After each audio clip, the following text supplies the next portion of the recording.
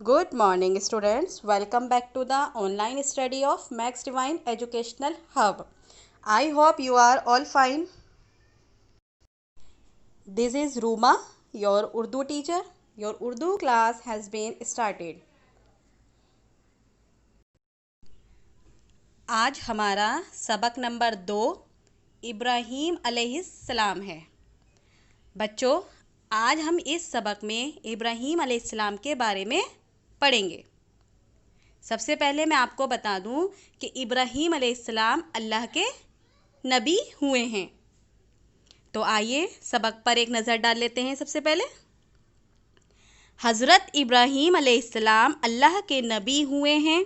हज़रत इसहाक अलैहिस्सलाम और हज़रत इस्माईल अलैहिस्सलाम इन्हीं के बेटे थे। ईद कुर्बान यानी ईद उल अज़हा इन्हीं की याद में मनाई जाती है। उन्होंने अल्लाह के हुक्म पर अपने बेटे हज़रत इस्माईल अलैहिस्सलाम को भी ज़िबा यानी कुर्बान करने का पक्का इरादा किया था। लिहाजा हज़रत इब्राहीम अलैहिस्सलाम को खलीलुल्लाह और हज़रत इस्माईल अलैहिस्सलाम को ज़बीउल्लाह भी कहा जाता है। अब हमारा यहाँ से सबक शुरू हो जाता है। ठीक है, आइए हम ध्यान से इसको पढ़ते हैं और सुनते हैं। हज़रत इब्राहीम अलैहिस्सलाम इराक़ में पैदा हुए थे। बच्चों, हज़रत इब्राहीम अलैहिस्सलाम कहाँ पैदा हुए थे? इराक़ में। उनके वालिद बढ़ईगिरी का काम करके गुज़र बसर करते थे। बढ़ईगिरी कहते हैं कारपेंट्री का काम। उनके वालिद जो थे बढ़ईगिरी का काम करके अपनी ज़िंदगी गुजारते थे। वो मूर्तियाँ बनाकर बेचा करते थे। जैसे जैसे हज़रत इब्राहीम अलैहिस्सलाम बड़े हुए तो उन्होंने अपने वालिद को लकड़ी और पत्थर से ऐसी मूर्तियाँ बनाते हुए देखा जिनकी पूजा की जाती थी। जैसे जैसे हज़रत इब्राहीम अलैहिस्सलाम बड़े हुए तो बच्चों उन्होंने क्या देखा कि उनके वालिद जो है लकड़ी और पत्थर से मूर्तियाँ बनाते हैं। उन्होंने देखा कि वो मूर्तियाँ जो बनाते हैं तो वही उस मूर्तियों की पूजा भी करते हैं। एक दिन उन्होंने अपने वालिद से पूछा कि वो अपनी ही बनाई हुई मूर्तियों की पूजा क्यों करते हैं। जब उन्होंने एक दिन उन्होंने अपने वालिद से पूछ ही लिया कि आप जो है अपने ही हाथों की बनाई हुई मूर्तियों की पूजा क्यों करते हैं। तब वालिद ने बताया कि उन्होंने अपने बुज़ुर्गों को ऐसा ही करते हुए देखा है, लिहाजा वो भी अपने बुज़ुर्गों की पैरवी करते हैं। जब उन्होंने अपने वालिद से पूछा कि आप अपने हाथों की बनाई हुई मूर्तियों की पूजा क्यों करते हैं बच्चों, तब उनके वालिद ने उन्हें बताया कि अपने बुज़ुर्गों यानी अपने पुरखों को भी उन्होंने ऐसा ही करते हुए देखा है, इसलिए वो अपने बुज़ुर्गों की पैरवी यानी अपने बुज़ुर्गों को फॉलो करते हैं, इसलिए वो भी मूर्तियों की पूजा करते हैं। हज़रत इब्राहीम अलैहिस्सलाम अपने वालिद के इस जवाब से मुतमईन ना हुए। मुतमईन कहते हैं सेटिस्फाई। तो हज़रत इब्राहीम अलैहिस्सलाम को ये जवाब उनके वालिद ने तो दे दिया था, लेकिन हज़रत इब्राहीम अलैहिस्सलाम अपने वालिद के इस जवाब से सेटिस्फाई नहीं हुए। उन्होंने लोगों से पूछना शुरू किया, आखिर ये मूर्तियाँ क्या हैं जिनकी आप इस कदर प्रस्तिश करते हैं? प्रस्तिश यानी पूजा करते हैं। उन्होंने पूछना लोगों से शुरू कर दिया कि ये जो मूर्तियाँ हैं वो क्या हैं जिनकी आप इसकी पूजा करते हैं। लोगों ने भी वैसा ही जवाब दिया जैसे कि उनके वालिद ने दिया था। लोगों ने ठीक वैसा ही जवाब उनको दिया जैसे उनके वालिद ने उनको दिया था। तुम्हारा रब वो है जो ज़मीन और आसमानों का खालिक व मालिक है। उसी ने तुम्हें पैदा किया, उसी ने ये ज़िंदगी दी है। सिर्फ वही इबादत के लायक है और तुम लोग उन चीज़ों की परस्तिश क्यों करते हो जो ना किसी तरह का फ़ायदा पहुंचा सकती हैं ना नुकसान। हज़रत इब्राहीम अलैहिस्सलाम ने कहा। बच्चों, जब उन्होंने लोगों से पूछना शुरू कर दिया कि आप ऐसी मूर्तियों की पूजा क्यों करते हो, तो लोगों ने सेम वैसा ही जवाब दिया था जैसे उनके वालिद ने उनको दिया था।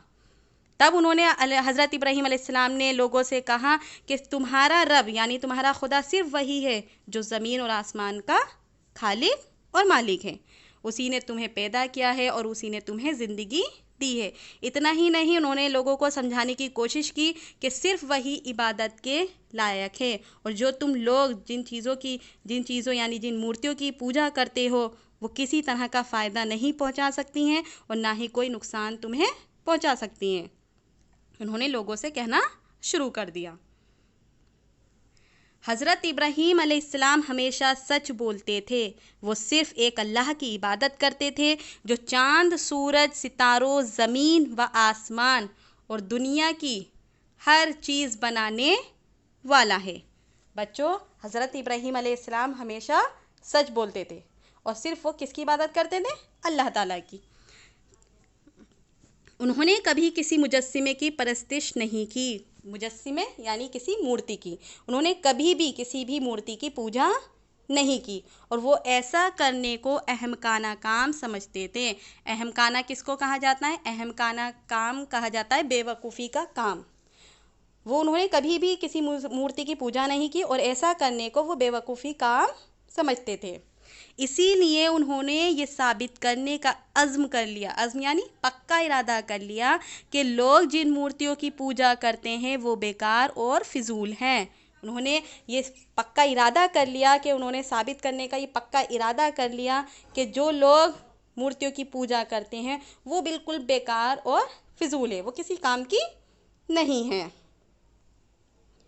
मैंने तुम्हारी मूर्तियों के लिए एक मंसूबा बनाया है, हज़रत इब्राहीम अलैहिस्सलाम ने लोगों से कहा। अब हज़रत इब्राहीम अलैहिस्सलाम ने लोगों से कहना शुरू कर दिया कि मैंने तुम्हारी मूर्तियों के लिए एक मंसूबा बनाया है।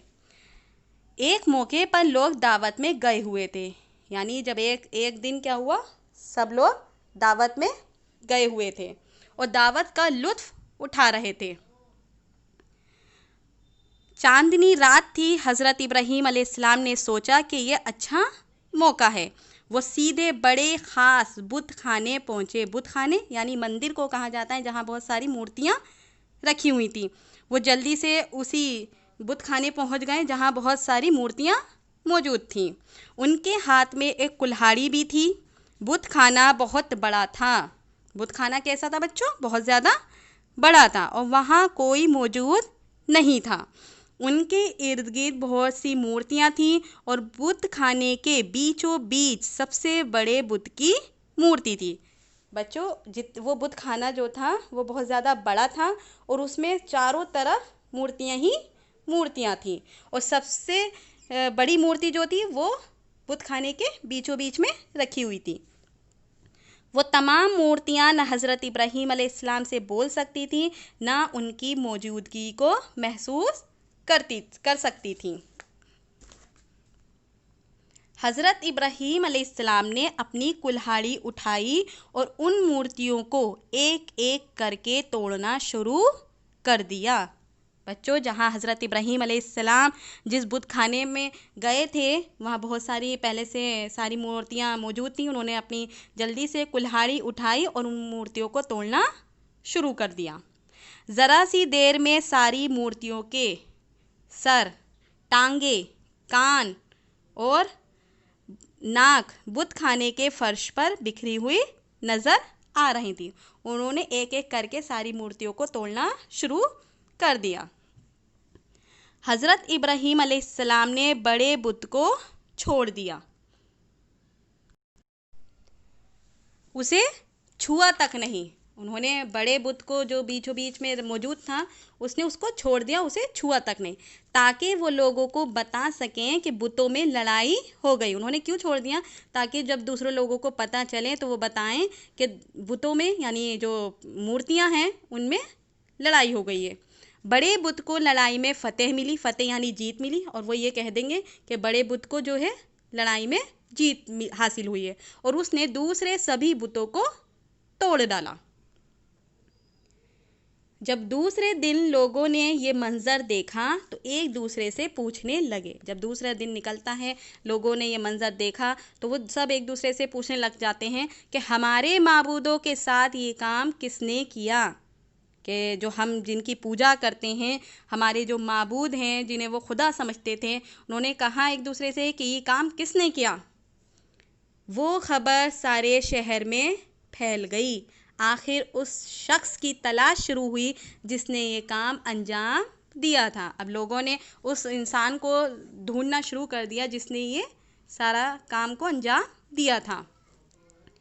बाज़ लोगों ने कहा, उसमें से कुछ लोगों ने कहा कि हमने इब्राहीम नाम के एक जवान लड़के को उन बुतों के बारे में बात करते हुए सुना था। उनमें से कुछ लोगों ने कहा कि हमने इब्राहीम नाम का जो एक नौजवान लड़का है, हमने इन बुतों के बारे में बात करते हुए उसको सुना था। काफ़ी तलाश करने के बाद उन्होंने इब्राहीम अलैहिस्सलाम को पा लिया और पूछा, क्या हमारे खुदाओं को तुमने तोड़ा है? अब उन्होंने इब्राहीम अलैहिस्सलाम को ढूंढ लिया और उनसे पूछना शुरू कर दिया कि जो हमारे खुदा हैं, क्या तुमने उनको तोड़ दिया है? नहीं, ऐसा हुआ कि बड़े बुत ने लड़ाई में ये सारे बुत तहस नहस कर डाले। ये बात तुम उन बुतों ही से क्यों नहीं मालूम कर लेते? वही तुम्हें सारी बात बता देंगे, हज़रत इब्राहीम अलैहिस्सलाम ने जवाब दिया। बच्चों, जब लोगों ने उनसे पूछना शुरू कर दिया क्या तुमने हमारे खुदाओं को तोड़ दिया है, तब हज़रत इब्राहीम अलैहिस्सलाम ने कहा, नहीं, ऐसा नहीं है, बल्कि ऐसा है कि सारे बुतों में जो थी आपस में लड़ाई हुई और सारे बुत तहस नहस कर डाले। जो तहस नहस किसने करे थे? बड़े बुत ने। जब सारे बुतों में लड़ाई हुई तो जो सबसे बड़ा बुत था उसने लड़ाई में सारे बुतों को तहस नहस कर डाला। ये बात तुम उन बुतों ही से क्यों नहीं मालूम कर लेते? वो कहते हैं कि मुझसे क्या पूछते हो, तुम उन्हीं बुतों से मालूम क्यों नहीं कर लेते? वही तुम्हें सारी बातें बता देंगे।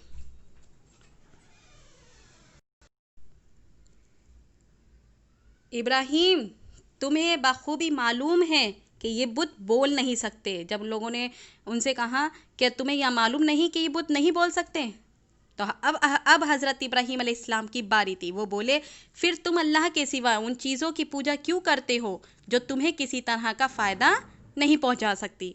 लानत है तुम पर, इन तमाम बुतों पर जिनकी तुम परस्तिश करते हो। क्या तुम अब भी अपने दिमाग से काम नहीं लोगे?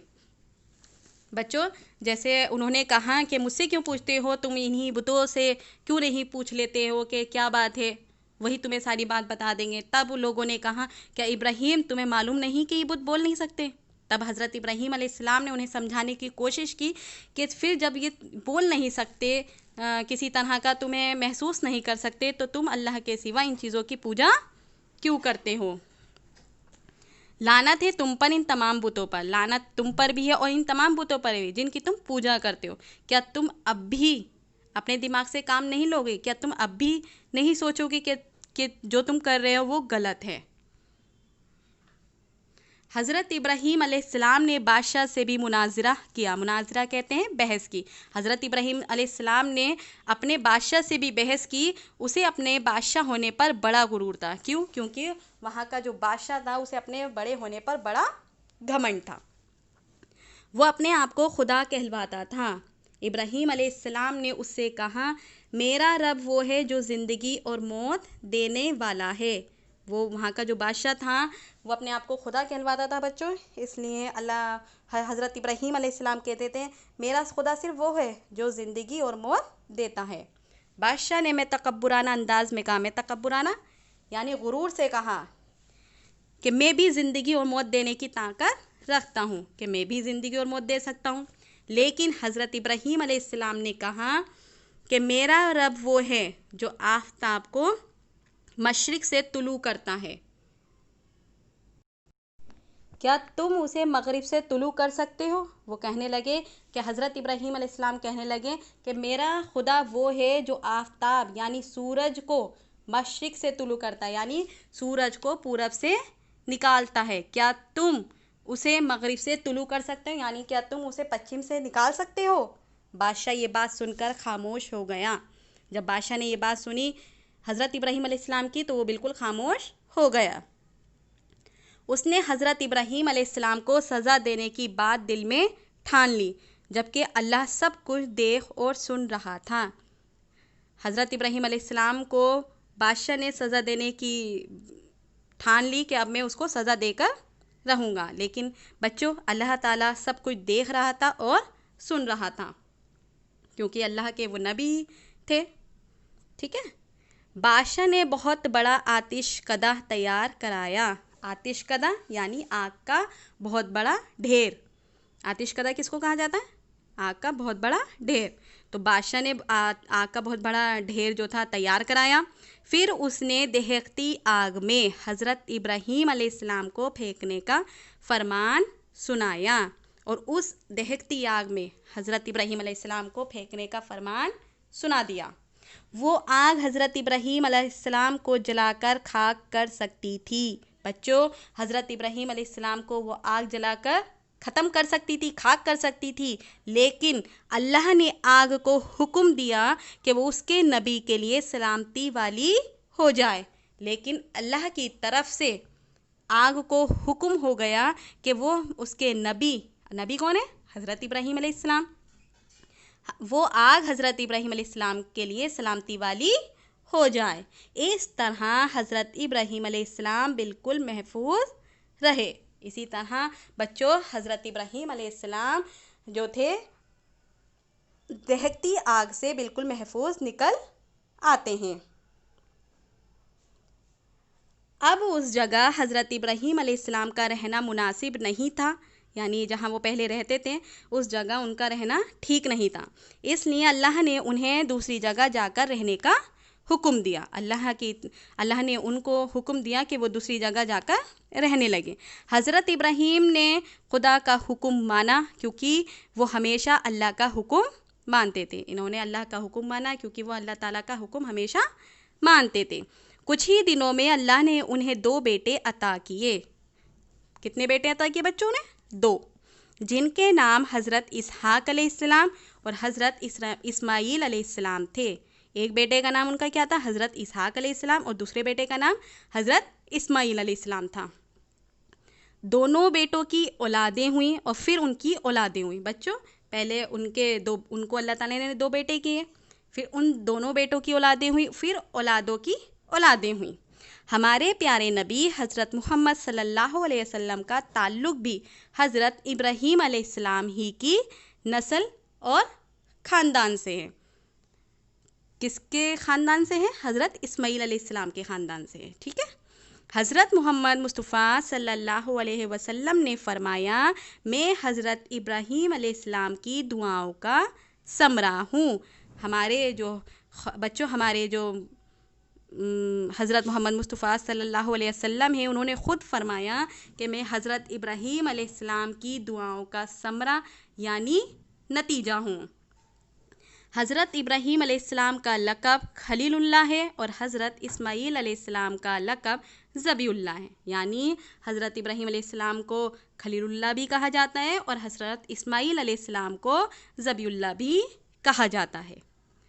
बच्चों, इसी तरह ये पूरा सबक यहीं पूरा ख़त्म हो जाता है और हमने इस पूरे सबक में हज़रत इब्राहीम अलैहिस्सलाम के बारे में पढ़ा, उनकी ज़िंदगी के बारे में जाना कि हज़रत इब्राहीम अलैहिस्सलाम अल्लाह के नबी हैं। उन्होंने किस तरह लोगों को समझाया कि हमें बुतों की पूजा नहीं करनी चाहिए, हमें सिर्फ़ और सिर्फ अल्लाह की इबादत करनी चाहिए क्योंकि वो ही दोनों जहां का खालिक और मालिक है।